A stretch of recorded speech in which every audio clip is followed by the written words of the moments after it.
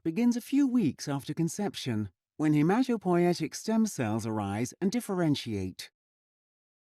This process changes throughout our lifetime, from pre-birth through to old age, and disruptions to this process throughout development can result in leukemia. Over half of infant leukemia affects the lymphoblasts. This is known as infant acute lymphoblastic leukemia, or infant ALL. The most common genetic drivers of ALL in infants under a year old are rearrangements in the mixed lineage leukemia gene, or MLL-R.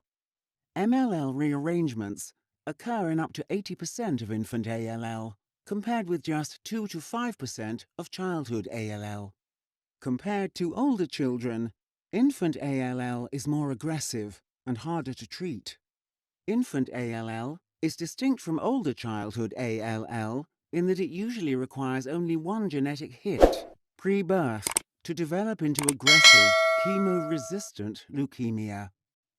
Childhood ALL, meanwhile, mostly develops after a second, postnatal hit, on top of a prenatal genetic driver.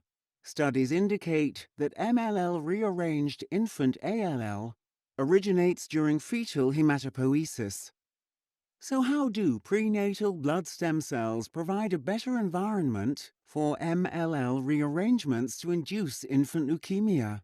The Childhood Leukemia Research Group at the University of Oxford investigates the link between prenatal blood development and the biological origin of infant and childhood ALL.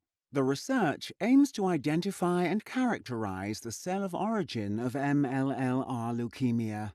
This will allow development of faithful models of the disease to better understand leukemia initiation at different ages.